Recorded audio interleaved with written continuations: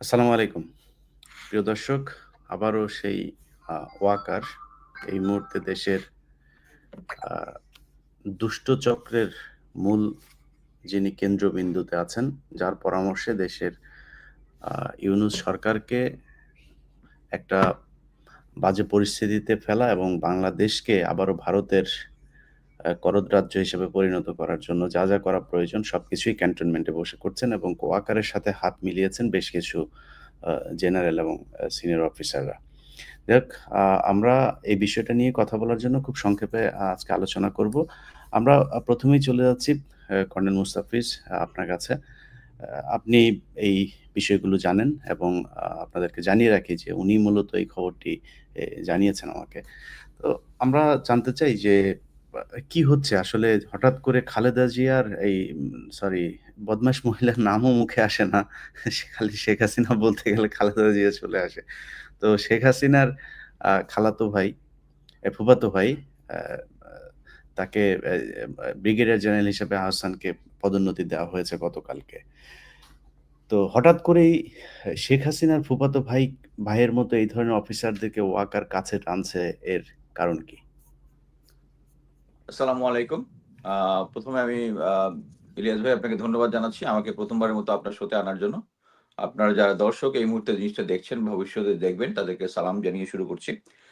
আ এটা আপনি একটা জিনিস খেয়াল করবেন যে যখনই জেনারেল ওয়াকার কোন কিছুতে ব্যাক ফুটিং এ থাকে তখন ওই শেখ হাসিনা রেজিমের মতো এক পার্টিকে তারা নিয়ে আসে হচ্ছে তাকে আবার সামনের লাইমলাইট এ নিয়ে আসার জন্য। এটা ন্যক্কারজনক যেটা দেখলাম, গতকালকে দেখলাম যে সার্জিস আলম পোস্ট দিয়েছে জেনারেল ওয়াকার কি কাজ করেছে। আম আ জুলাই অভ্যুত্থানের যাদের সিএমএইচে ভর্তি করেছে তাদেরকে কিভাবে সহায়তা করেছে। এবং এর সাথে একটা সমসাময়িক তুলনাও করেছে যে কোন অ্যাডভাইজার এর কাছে যায়নি। এটা বোঝাই যাচ্ছে যে নির্লজ্জভাবে আ তাকে হাইলাইট করার চেষ্টা করতেছে।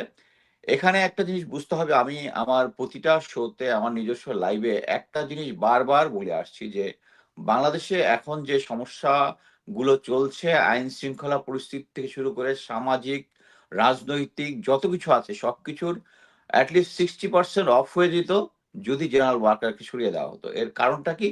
এখন পর্যন্ত যত কিছু আছে সবকিছুর পিছনেই কর্নেল সরি এই জেনারেল ওয়াকার তার যে অরিজিনাল প্ল্যান আপনি একটা জিনিস খেয়াল করে দেখেন যে আপনারা তো খুব খুশি যে আ পুলিশের আইজিপি কে জেলে ভরা হইছে। তাকে নিয়ে আ আ তাকে নিয়ে বা বা বিভিন্ন ধরনের চর্চা হচ্ছে এবং তাকে সে রাজসাক্ষী হয়েছে। অথবা দেখেন যে এই আইনশৃঙ্খলা বাহিনী অন্যান্য যারা ছিল, যেমন আমরা সেনাবাহিনী গুলি করেছে স্পষ্ট দেখেছি। কিন্তু তার সেনাপ্রধান তাকে কি আমরা অ্যারেস্ট করেছি? নৌবাহিনীর প্রধান, বিমান বাহিনীর প্রধান হেলিকপ্টার থেকে গুলি করেছে বা আর্মি এভিয়েশন এর যারা হেলিকপ্টার থেকে গুলি করেছে, তাদের কি করেছি? তাদের কিন্তু আমরা করিনি। আ সো এইখানে আ আপনি দেখেন যে জেনারেল ওয়াকারের প্ল্যান কি? আওয়ামী লীগ আমলের যারা ছিল, আওয়ামী লীগ আমলের যারা ছিল তাদেরকে মনে করেন একটা সিচুয়েশন যদি হয়, সিচুয়েশন মানে কি আমরা যে বারবার শুনি, আপা চলে আসবে, এরা চলে আসবে। কিছুদিন পরে হাইপ উঠে জেনারেল ওয়াকার ক্ষমতা দখল করতে। তখন আওয়ামী লীগের ইয়ার মধ্যে একটা খুশির বন্যা বয়ে যায়। ইন্ডিয়ান মিডিয়া গুলোতে হাইলাইট করা শুরু করে। এটা তো স্পষ্ট বোঝা যায় যে জেনারেল ওয়াকার কাদের প্ল্যানে কাজ করছে। এই যে দেখেন আ ঢাকাকে একটা ক্রাইসিস সিচুয়েশন যদি হয়, ঢাকাকে কন্ট্রোল করার জন্য কে থাকবে? 9 ডিমের জিওসি ইস ভেরি ইম্পোর্টেন্ট। কার লোক? সেই শেখ হাসিনা আমলে যে ছিল। ডিজি, বিজিবি সেই একই লোক যে যার আদেশে কর্নেল রেদওয়ান আ পাবলিকের দিকে গুলি করেছিল। এই যে তার যে লোকগুলো আছে এবং ঢাকার যে কমান্ডার গুলো আছে সবগুলো তার কন্ট্রোলে। ইভেন আনফরচুনেটলি যেটা আমি অনেকদিন ধরে আশা করতেছিলাম যে ডিজিএফআই, এনএসআই এই ২ টাকে সরকার যেহেতু এটা সরকারের অধীনে তাদের কন্ট্রোলে আনবে। কিন্তু আমরা দুর্ভাগ্যক্রমে দেখতেছি তাদেরকে অ্যাকচুয়ালি কন্ট্রোলে এখন পর্যন্ত আনতে পারে নাই। এবং এইটার ডিভাইস হিসাবে এই যে লাস্ট যে আ প্রমোশন বোর্ড যেটা হয়েছে এর মধ্যে একটা ইম্পোর্টেন্ট জিনিস হচ্ছে ব্রিগেডিয়ার কর্নেল আহসান যে কিনা এখন বর্তমানে আছে রংপুর ক্যান্ট পাবলিকের প্রিন্সিপাল তাকে ব্রিগেডিয়ার জেনারেল করা হয়েছে। তার আমলনামা কি? সে হচ্ছে বেসিক্যালি আ লে আ আ জেনারেল ওয়াকারের শ্যালক এবং জেনারেল মুস্তাফিজের ভাগিনা সম্ভবত। সো এই সূত্রে এই অফিসারকে আ আমি নিজে যখন প্যারা কমান্ডোর অধিনায়ক ছিলাম, তখন একবার হঠাৎ করে শুনতে পারলাম যে আ এসএসএফ একটা কনফারেন্স হয়েছে। কনফারেন্সের মধ্যে ডিসিশন হয়েছে যে ঢাকার ৩ টা CO CO para commando battalion এদেরকে আওয়ামী লীগের আপনার লোক হইতে হবে, সিকিউরিটি ক্লিয়ারেন্স হইতে হবে না। মানে হচ্ছে I am going to be out, যেহেতু আমি সিও প্যারা কমান্ডো ছিলাম। এই কথা শোনার ১ সপ্তাহের মধ্যে আমার পোস্টিং চলে আসছে মিশনে, ইউএন মিশনে। আমি যেখানে ২ টা মিশন করছি বেশি দিন হয় নাই। আমাকে 3rd মিশনে, কারণ আমি তো কোনো ঘাপলা করি নাই তাড়াতাড়ি সরায় দেওয়ার জন্য। এখন এরকম একটা পরিস্থিতিতে আপনা লোক, এই হচ্ছে আওয়ামী লীগের আপনা লোক। এই আহসানকে ডিজিএফআই, র‍্যাব দুটাতেই প্যারালালি বিএনপিকে সাইজ করার জন্য, প্লাস হচ্ছে ২০১৮ এবং ২৪ এর নির্বাচনে সে খুব মানে আ আ যে ১ম টা হচ্ছে জেনারেল আবিদিন, তারপরটা জেনারেল আকবরের আন্ডারে আ আমরা সবাই জানি যে মেজর জেনারেল আবিদিনকে একটা হিউজ অ্যামাউন্ট অফ মানি দেওয়া হয়েছিল এই নির্বাচনটাকে ম্যানিপুলেট করার জন্য। এই টাকার একটা অংশ ডিস্ট্রিবিউশন করেছে হচ্ছে এই আহসান, এবং এর মাধ্যমেই পরবর্তীতে এই মেজর জেনারেল আহসান কিন্তু ওই টাকার একটা অংশ নিয়ে চলে গেছে। এই লোকের যেরকম টাকা পয়সা নিয়ে সমস্যা আছে, তার দ্বারা বিএনপি এবং অন্যান্য রাজনৈতিক দলগুলা গ্রাউন্ডে ছিল, তারা নির্যাতিত হয়েছে।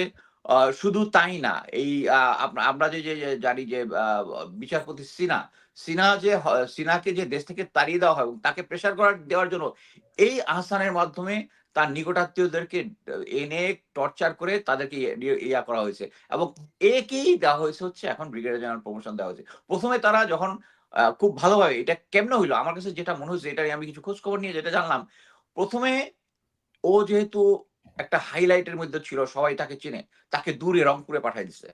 সো এখন সিচুয়েশন নরমাল হইছে। এখন তাকে প্রমোশন দিয়ে নিয়ে আসা হইছে।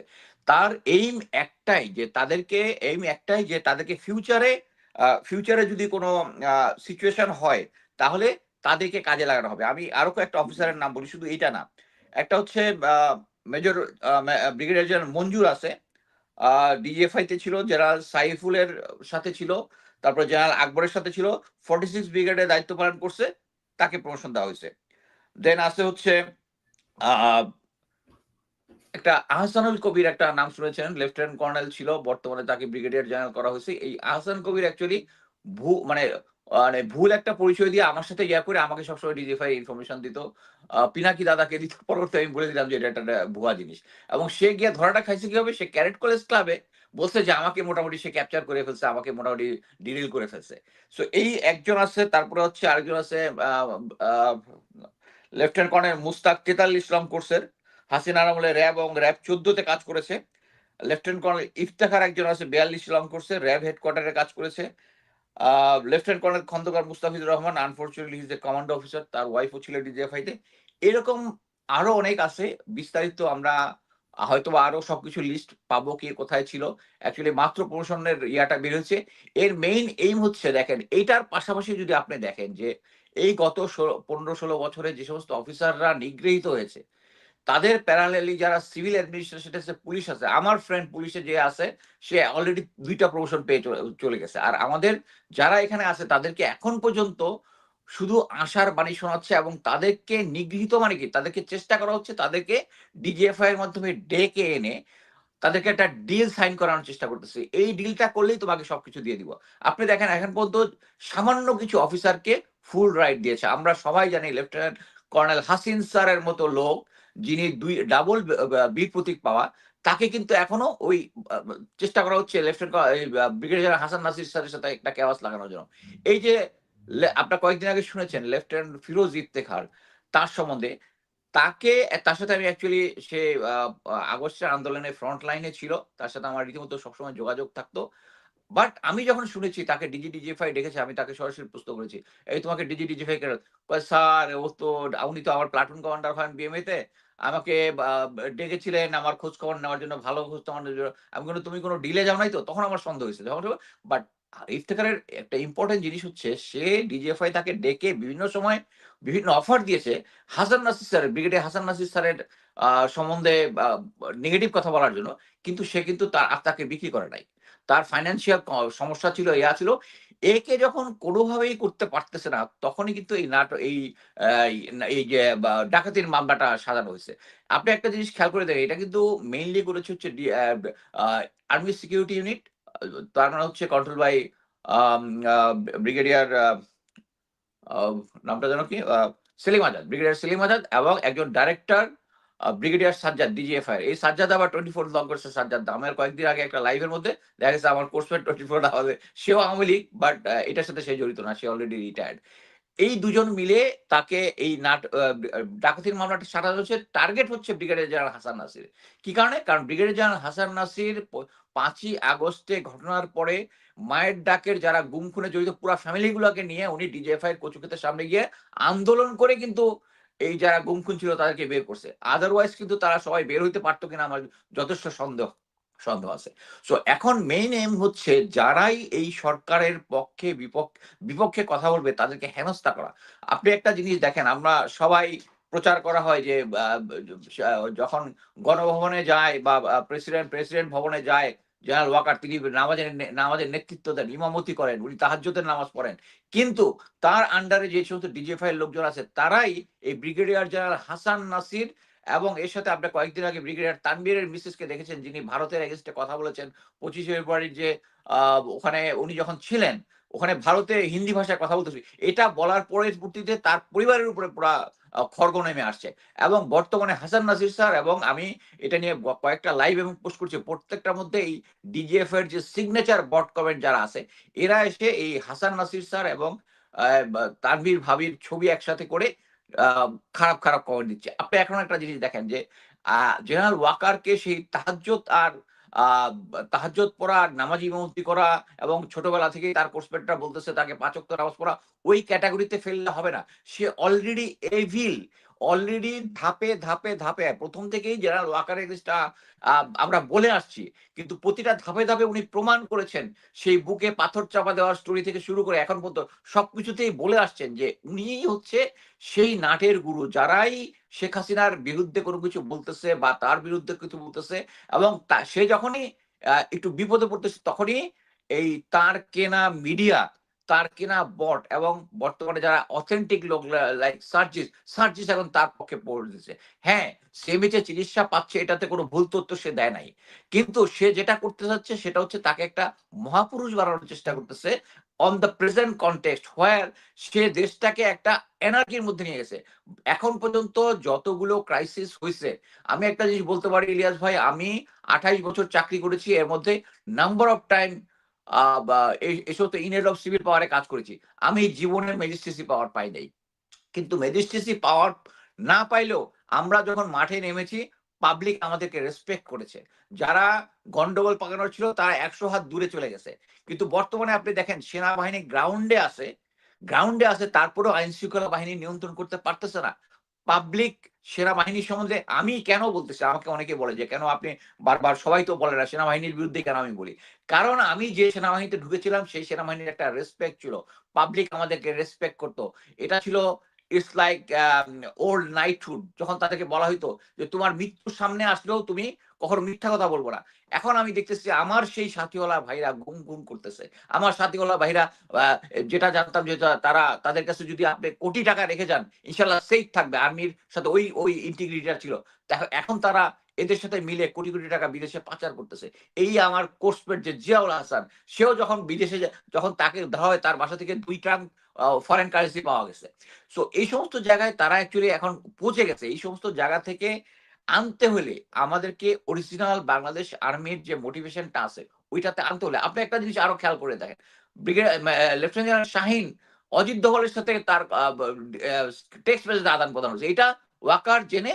শুধু তাকে ডেকে তাকে এক জায়গা থেকে আরেক জায়গায় পোস্টিং করেছে কারণ জেনারেল ওয়াকারও রয় রেজান জেনারেল শাহিনও রয় রেজান সে কে কাকে করবে কারণ তাদের তো বসের কথা মানতে হবে সো এখন বাংলাদেশে অ্যাকচুয়ালি রিয়েলাইজ করার টাইম আসছে যে বাংলাদেশের যত ক্রাইসিস হচ্ছে সবকিছুর মূলে হচ্ছে জেনারেল ওয়াকার আমি গ্রাউন্ড লেভেলে লেফটেন্যান্ট ক্যাপ্টেনের সাথে কথা বলেছি তারা বলেছে আমরা আওয়ামী লীগের লোকজনের কাছে অস্ত্র আছে জানার পরেও আমাদেরকে অপারেশন করতে দেয় না সো এই সমস্যাটা সমাধান হবে যদি জেনারেল ওয়াকার এবং শুধু আইজিপি মামুনকে ইয়া করলে হবে না যারা সেদিন অস্ত্র ধরেছিল এবং কারা অস্ত্র ধরেছিল আমরা দেখেছি ইউএন এর রিপোর্ট থেকে আমরা দেখেছি ইভেন রিসেন্টলি আল জাজিরার যতগুলো আছে সবকিছুতে একটাই ইন্ডিকেট করে সেটা হচ্ছে মিলিটারি এবং আইন শৃঙ্খলা বাহিনী সরাসরি জড়িত ছিল তো যারা জড়িত ছিল যাদের আন্ডারে থেকে ফায়ার করেছে শুধু আইজিপি মামুনকেই এখানে গ্রেফতার করে তাকে আইনের আওতায় নিলে হবে না এখানে মিলিটারি লিডারশিপ প্লাস আইন শৃঙ্খলা বাহিনী যাদের আন্ডারে সৈনিকরা গুলি করেছে, অফিসাররা গুলি করেছে, তাদের সবাইকে আনতে হবে। আমি আপাতত এখানে শেষ করছি। ধন্যবাদ। জি, আমরা এই সুমন ভাইকে দিয়ে শেষ করব আজকে। সুমন ভাই যেটা বলছিলেন কর্নেল মুস্তাফিজ ভাই যে ওয়াকারই হচ্ছে গিয়ে নাটের গুরু। তো এই যে সাম্প্রতিক কিছু ঘটনাও আমাদের সামনে এসেছে সেটা হচ্ছে মাইলস্টোনে সেনাবাহিনীর ইন্টারনাল একটা অর্ডারের একটা এসছে কালকে আমার কাছে। সেখানে উনারা অর্ডার করছেন যে যারা মাইলস্টোনের ঘটনায় সেনাবাহিনীর বিরুদ্ধে কথা বলেছে, সেনাবাহিনীর এই লাশ চুরি করার ব্যাপারে কথা তাদের অনেককে তারা বাড়ি থেকে তুলে নিয়ে আসছেন। এবং এই ঘটনা ঘটেছেও। তাদের অর্ডারই শুধু হয়নি, এটা এক্সিকিউট হয়েছে। এরপরে হঠাৎ করে আমরা একটা জিনিস খুব অবাক হয়ে দেখলাম যে এ সার্জিস তিনি মানে ওয়াকারের ব্যাপারে খুব পজিটিভ কথা বলেন। মানে এটা তাদের মানে সার্জিসকে তো বলেও একটা পোস্ট করানো যায় না যে, "ভাই আপনি আমার পক্ষে একটু করে কথা" এটা যদি কেউ বলার পরেও কি সে পোস্ট করবে? সে তো বুঝে শুনেই পোস্ট করে এবং নিশ্চয়ই পোস্টের পিছনে কোনো না কোনো একটা কারণ আছে। মানে এর আগেও এই হাসনাত যেদিন ওয়াকারের ব্যাপারে কথা বলেন যে, ওয়াকার তাকে ডেকে নিয়ে গিয়েছিলেন। সেখানে গিয়ে বলেছেন যে শেখ হাসিনা আ কে আবার ফিরিয়ে আনা বা আওয়ামী লীগকে আবার রিফাইন একটা আওয়ামী লীগকে ফিরিয়ে আনার ব্যাপারে তিনি হাসনাতকে চাপ দিচ্ছিলেন। তার পরপরও কিন্তু আমরা সার্জিসকে দেখেছি যে তিনি হাসনাতের বিপক্ষে গিয়ে তারপর সেনাবাহিনীর পক্ষে একটা পোস্ট করেছেন। এটার কারণ কি? এরকম কেন হচ্ছে? প্রথম কথা, আসসালামু আলাইকুম ভাই। প্রথম কথা হলো গিয়া আমি সেনাবাহিনী যে জায়গাটাতে বলতেছে বা আপনি বললেন যে আপনার কাছে একটা ইন্টারনাল অর্ডারের ব্যাপারে খবর আছে, তো আমি আপনি পিনাকিদা, কনক সারওয়ার, মোস্তাফিজ আমরা যতই বলি না কেন তার থেকে গুরুত্বপূর্ণ হলো কাজে করে দেখানো।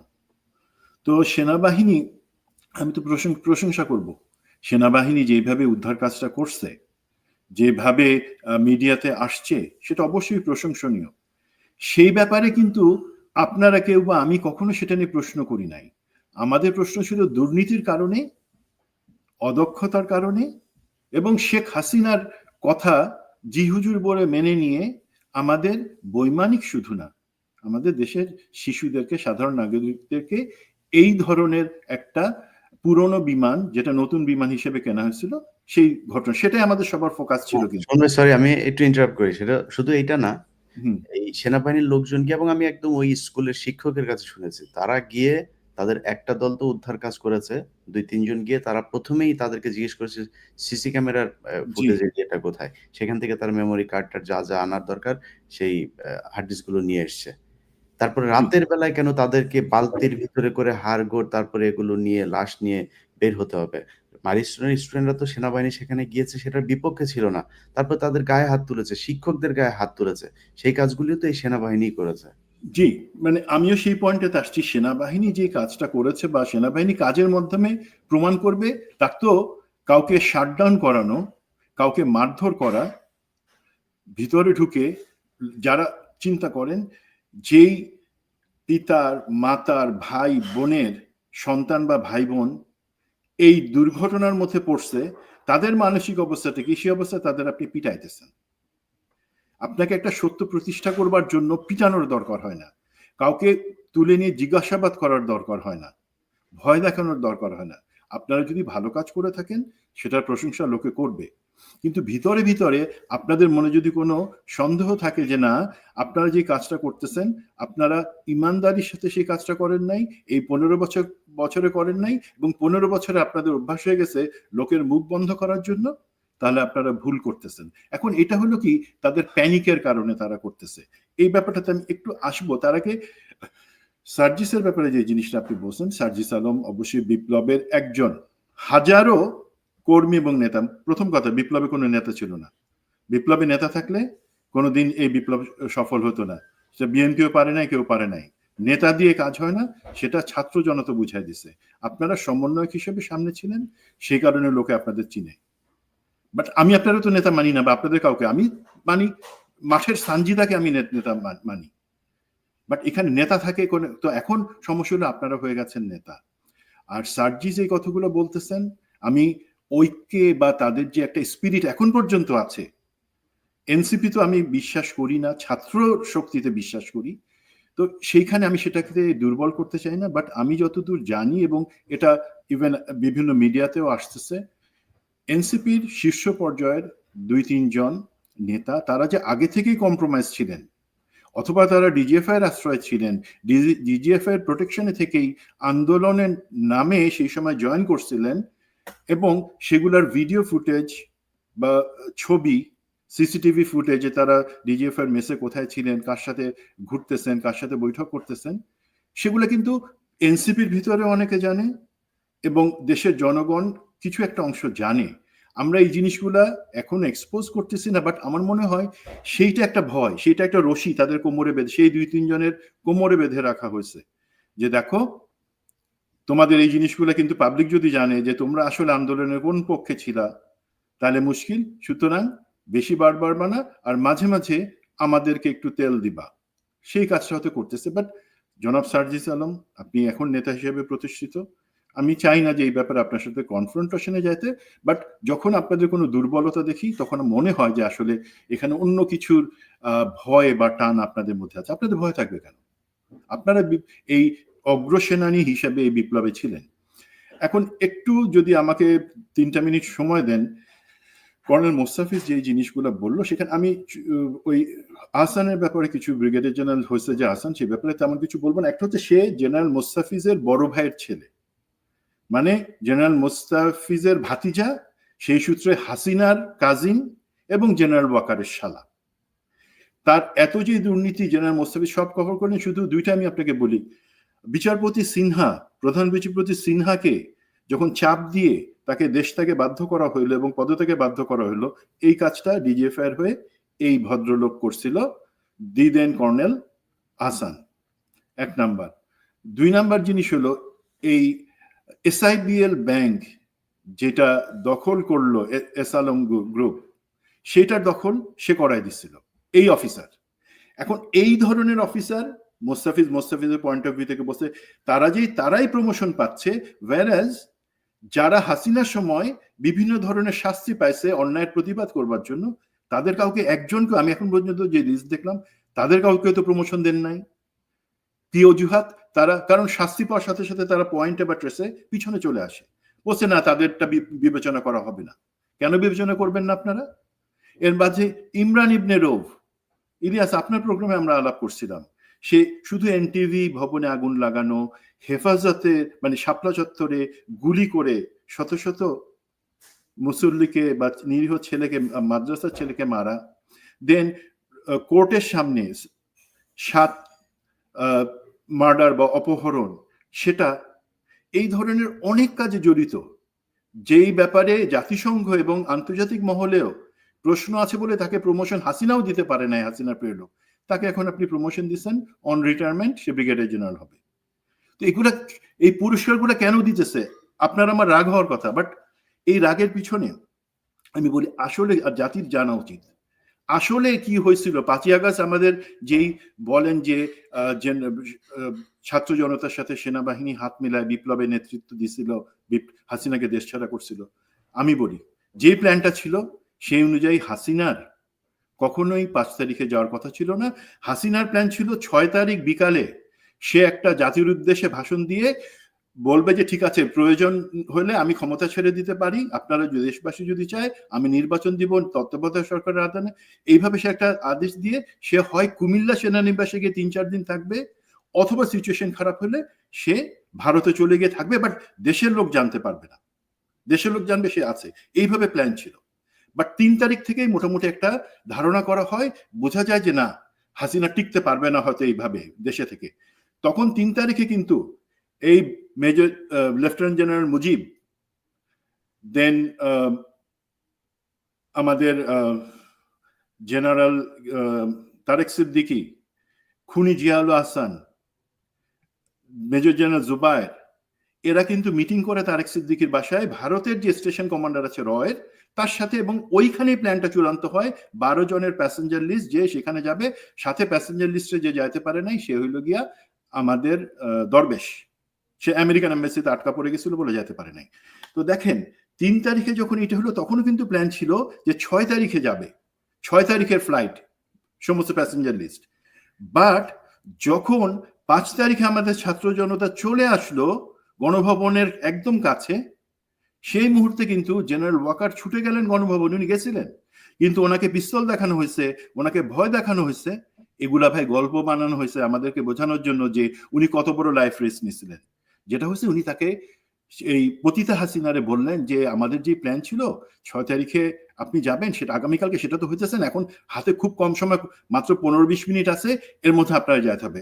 তো খুনি হাসিনা তখন রাগ করে যে না, তোমার তো দায়িত্ব ছিল আগামীকাল পর্যন্ত ঠেকায় রাখা, যাতে আমি সেফলি একটা ভাষণ দিয়ে যেতে পারি। তখন সে যায়, বাট সে প্রমিস করে যে এই যে অ্যাডমিনিস্ট্রেশন, প্রশাসন, সেনাবাহিনী, পুলিশ, বিচার বিভাগ, কোথাও কোনো পরিবর্তন আসবে না, বিকজ হাসিনা কয়েকদিন পরে ফেরত আসবে। সেই আন্ডারস্ট্যান্ডিং এ তখন সে যায়। এখন সমস্যা হয়ে গেল কি ভাই, যাদেরকে তারপরে জেনারেল ওয়াকার বিভিন্ন সময় চাকরি থেকে 5 তারিখের পরে চাকরিচ্যুত করছেন, অথবা এই যে দেখেন মেজর জেনারেল সারওয়ার, তাকে 10 ডিভ থেকে নিয়ে চিবোর্ডে দিছে। তারপরে যারা ডিজিএফ এর যারা ভারতে পালা গেছে তাদের কথা আমি বলতেছি না। দেন মেজর জেনারেল কবির, তাকে স্কুল অফ ইনফ্যান্ট অ্যান্ড ট্যাকটিক্সে নিয়ে যাওয়া হয়েছে। মেজর জেনারেল আমিন, আনসারের ডিজি, তাকে minister of foreign affairs. Then who else, Mustafiz the other major general, যাকে মোফাতে রাখা হয়েছে। মেজর জেনারেল মাহবুবুর রশিদ, কদমবস্তি জেনারেল, তাকেও পররাষ্ট্র মন্ত্রণালয়ে রাখা হয়েছে। এরা সবাই কিন্তু চাকরিতে আছে। এই চাকরিতে থাকা, দেশে থাকা পার্টি খালেদ মামুন যারা ভারতে পালায় গেছে, আছে, খালেদ মামুন। মামুন খালেদের কথা আমি একটু পরে আসতেছি। না, খালেদ মামুন রিটায়ার চলে গেছে অলরেডি। না, সেও তো দেশেই না আছে। না, বাট হ্যাঁ, উনি দেশে আছে, দেশে দেশে আছেন। দেশে আছে। মেজর জেনারেল মামুন খালেদ, এবং আমার প্রশ্ন থাকবে গুমকুম না, কমিশন। মামুন খালেদ না, এটা হচ্ছে 21 লং কোর্সের মামুনের কথা বলতেছে ইলিয়াস ভাই। 21 লং কোর্সের মামুন, সে হ্যাঁ, অলরেডি রিটায়ার করতে পারে দেশে। আর্টিলারির, হ্যাঁ সে আছে। আর 5th লং কোর্সের যে লেফটেন্যান্ট জেনারেল মামুন খালেদ, উনি কিন্তু দেশে আছেন। গুমকুম কমিশন চিল্লাইতেছে যে তাকে কেন, আমরা কেন লোকদের দেওয়া হলো না। আরে ভাই, অ্যাটলিস্ট লেফটেন্যান্ট জেনারেল মামুন খালেদকে আপনারা কার্যকরী ব্যবস্থা নেন, তারপর বাকি কথা। তো যেটাতে আসতেছিলাম, এখন এই পার্টি যারা ভারতে পালা গেছেন, 2 জন আছেন দুবাইতে, এবং যারা দেশে আছে তারা কিন্তু সার্ভিং এখনো চাকরিরত, বাট তাদেরকে একটু কোনায় সরায় দেওয়া হয়েছে। তারা মিলে এখন তাদের চিন্তা, আমাদের তো সরায় দেওয়ার কথা ছিল না, আমাদের তো শপথে থাকার কথা ছিল। তো জেনারেল ওয়াকার আমাদের সাথে বেইমানি করছে, জেনারেল ওয়াকার আমাদেরকে সরানোর কথা না, সুতরাং জেনারেল ওয়াকার খারাপ। আর এদিক থেকে জেনারেল ওয়াকার কিন্তু তাদের বিরুদ্ধে কোনো ব্যবস্থা নিতেছে না। বিপ্লবের যারা পক্ষের, তাদেরকেও উনি ন্যায় বিচার করতেছেন না। জেনারেল ওয়াকার মাঝামাঝি জায়গায় আছেন। আর এই যে গোষ্ঠী যারা হাসিনার পালিত, এখনো বাংলাদেশে চাকরি করতেছে, সেনাবাহিনীতে বসে আছে, এবং অথবা সেনাবাহিনী বাদে অন্যান্য টি বোর্ড, জেনারেল সার্ভার টি বোর্ডে আছে, তারা করতেছে কি, ঘুট পাকাইতেছে। ঘুট পাকায় জেনারেল ওয়াকারের উপর প্রেশার দিতেছে যে তুমি অনেক করছো আমাদের সাথে অন্যায়, এখন বিপ্লবের পক্ষের কেউ যাতে না আসে, অ্যাটলিস্ট 5 বছর পরে যাতে আমরা সেফ থাকি, তোমাকে আনতে হবে কাদের, সামনের দিকে প্রমোশন দিতে হবে। এই যারা হাসিনার পালিত, যারা গুম খুনের সাথে জড়িত, যারা অর্থ কেলেঙ্কারির সাথে জড়িত, ব্যাংক বেচাকেনার সাথে জড়িত, তাদেরকেই তুমি দাও। বাকি কে কি বলতেছে সেগুলা মাথায় নিও না।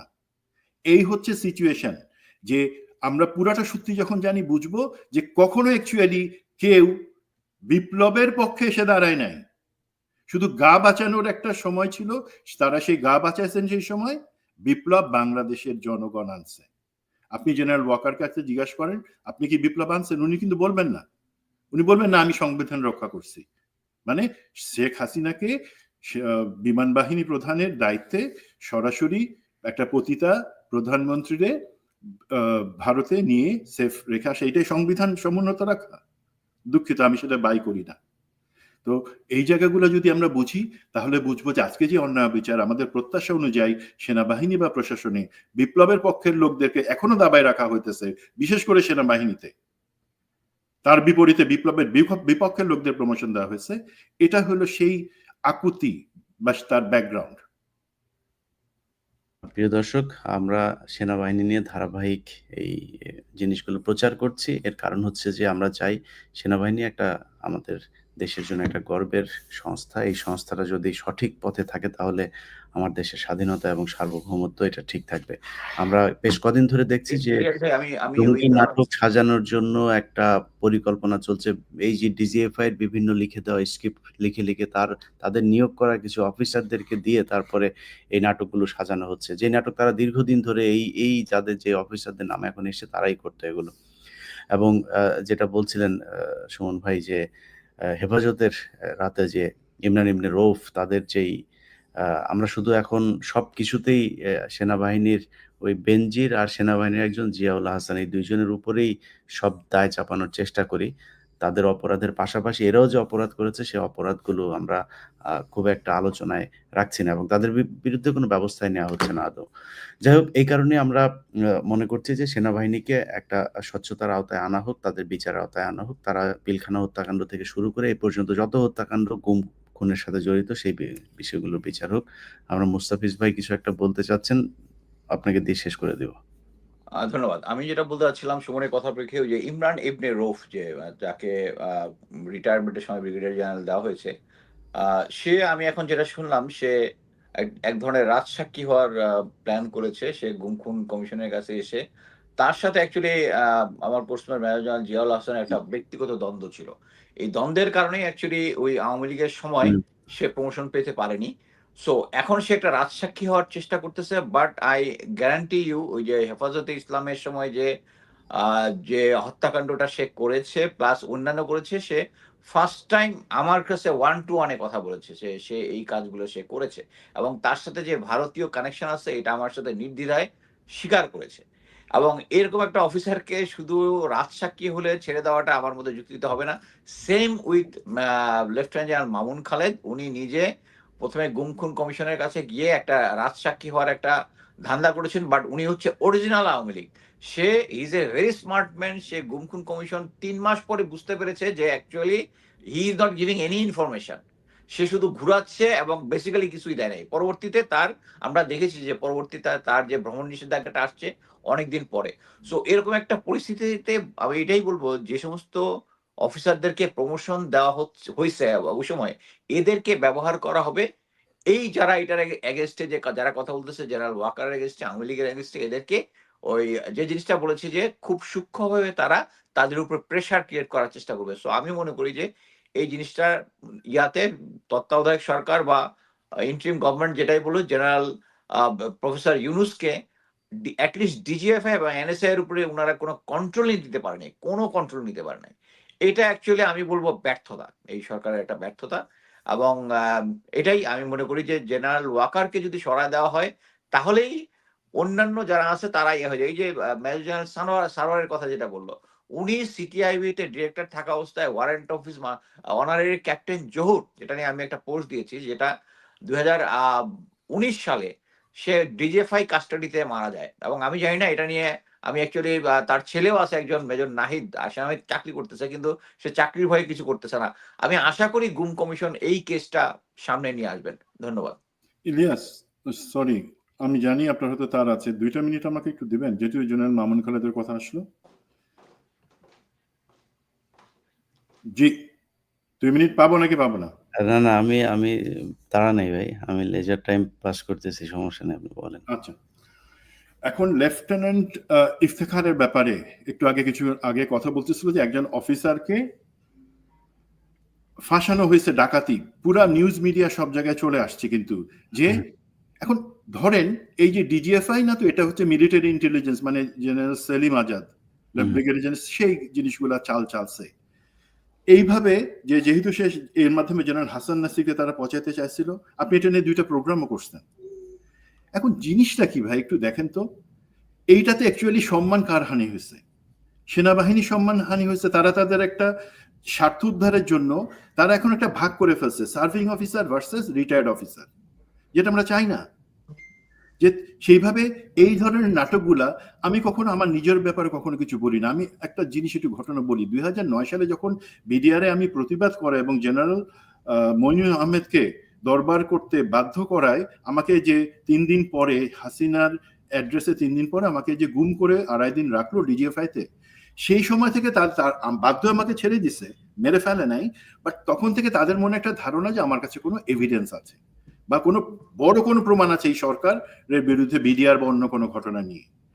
তখন তারা যে জিনিসটা করলো 2012 থেকে আমার নামে যুব মহিলা লীগকে ব্যবহার করে, তখন আমি কিন্তু রিটায়ারমেন্ট নিয়ে ফেলছি বা এত আর সহ্য হয় না, যুব মহিলা লীগকে ব্যবহার করে বিভিন্ন মামলা, 13টা মামলা দিল। এর মধ্যে একটা মামলা ছিল নারী নির্যাতন মামলা। সেই মামলাটা কারা করছে জানেন? মামলাটাতে সাথে ছিল সাক্ষী হিসাবে অপু উকিল এমপি, যুব মহিলা লীগের সেক্রেটারি, নাজমা আহমেদ এমপি, যুব মহিলা লীগের সভানেত্রী, এবং কারে আমি নির্যাতন করছি? কেশরা সুলতানা সালমা, যুব মহিলা লীগের ভাইস প্রেসিডেন্ট। সেখানে শুধু নারী নির্যাতন না, তারা করলো কি, তারা বলল আমার স্ত্রী আছে, আলহামদুলিল্লাহ পরিচয় হয়েছে। তারা বলল, তারা দেখাইলো যে সেই কেশরা সুলতানা সালমা আমার স্ত্রী, তেমন করে নারী নির্যাতন, তার পেটে নাকি আমি লাথি মারছি, এই করে একটা মামলা দিল। আমাকে প্রতি মামলাতে জামিন নিতে হয়। মাহমুদুর রহমান ভাইকে যেভাবে বিভিন্ন জেলা থেকে নিতে হয়, আমাকে তখন নিতে হতো, কারণ তাদের ধারণা ছিল আমার আটকাইতে হবে যে করে। তো এমন একটা মামলা তারা দিল, মিথ্যা মামলা, এবং এটাতে সহযোগিতা কে করছে? এই তখনকার DGFI DG lieutenant general Mamun Khaled এবং লগেরিয়ার একিউ। কি মানে নোংরা জিনিস! তোমরা একটা ব্রাদার অফিসারকে প্যাচে ফেলার জন্য, যে তোমাদের ভয় আমার কাছে বড় কোনো এভিডেন্স আছে, আমি তো বলবো না আছে কি নাই, অনেক কিছু আছে আলহামদুলিল্লাহ, তো সেইগুলা থেকে আমাকে চাপায় রাখার জন্য সেই মিথ্যা নারী নির্যাতন দেখাইলো কি, এবং টিভি চলে আসলো। আদালত শুরু হওয়ার আগেই বিচারক আসাদুজ্জামান নূর, যে মাহমুদুর রহমান ভাইকে জেল দিছে, সেই জারদ সন্তান, এবং সম রেজাউল করিম, সেই জারজ উকিল, তারা এসে আমার বিরুদ্ধে সব বলার আগেই মিডিয়া চলে আসছে। তার মানে আমি তখনই বুঝতে পারলাম যে এরা এখন একটা সাজানো ঘটনা করে আমাকে দেখাবে। এবং টিভির স্ক্রলে কি চলে আসলো, যে স্ত্রীর দায়ের করা নারী নির্যাতন মামলায় মেজর সুমন গ্রেফতার। দেখেন, আমার স্ত্রী কিন্তু বাসায় নিম্মি, আর তার একজনকে ওই কেশরা সুলতানা সালমা, যুব মহিলা লীগের সহ সভানেত্রী, তার স্ত্রী বানাই। কেউ কোনো কিছু শুনলো না, আমাকে জেলে পাঠিয়ে দিল। আমি কিন্তু ভাই 24 ঘন্টা জেলে ছিলাম এই কারণে। তারপরে যখন আমার স্ত্রী আলহামদুলিল্লাহ তার সাহস আছে, সে সবার সাথে ফাইট করে বলল, যে সেই বলল তাহলে আমি সমস্ত প্রমাণ ছেড়ে দিব বাইরে, আলহামদুলিল্লাহ তখন তারা আমাকে 24 ঘন্টার আগে ছেড়ে দিতে বাধ্য হয়। বাট আমাকে তো জেলে নিছে, আমার নামে পত্রিকা অপপ্রচার চালাইছে, আমার নামে টিভিতে বলছে। একই ঘটনা, তখনকার ডিজিএফআই, সেই তুলনায় আজকের ডিজিএফআই তো ধোয়া তুলসী পাতা। বাট তার জায়গায় এখন মিলিটারি ইন্টেলিজেন্স এবং অন্যরা মিলে এই ধরনের নোংরামি করতেছে, যে লোকজনকে চরিত্রহীন দেখায়, তাদেরকে ফাঁসায়, জেলের ভিতরে নেওয়া, যাতে তাদেরকে আলাদা করে নিতে পারে, যাতে তাদের দাঁড়াবার শক্তি, গলা উঁচু করে সত্যি কথাটা বলার শক্তি না থাকে। আমি অনুরোধ করব জেনারেল ওয়াকারকে এবং তার সাথে যেই চ্যাংরা ছেলেপেলেরা আছে, স্টপ দিস। আমাদের কাছে, আমি আজকে ইলিয়াস ভাই আপনাকে বললাম, আমার কাছে আলহামদুলিল্লাহ অনেক কিছু প্রমাণ আছে, যেগুলো সময় মতন আমরা বের করব। ধন্যবাদ। প্রিয় দর্শক, সবাই ভালো থাকবেন। আপনাদের সবশেষ একটা বিষয় বলে নিতে চাই, সেটা হচ্ছে যে আমি 2 দিন আগে বাংলাদেশে আলেমদের দেখলাম বাইতুল মোকাররমের পাশে তারা দাঁড়িয়ে অনেক কথাবার্তা বলেছেন। আপনাদেরকে বলবো যে যদি আসলেই বাংলাদেশের এই জঙ্গি নাটকের হাত থেকে এই দেশের আলেমদেরকে বাঁচাইতে চান, তাহলে ওয়াকারের বিরুদ্ধে আপনাদের যেই কণ্ঠ, সেরকম শক্তিটাও রাজপথে প্রদর্শন করুন। আদারওয়াইজ এই দেশের ভাগ্যের সামনে অনেক ভয়ঙ্কর জিনিস অপেক্ষা করছে। আল্লাহ হাফেজ।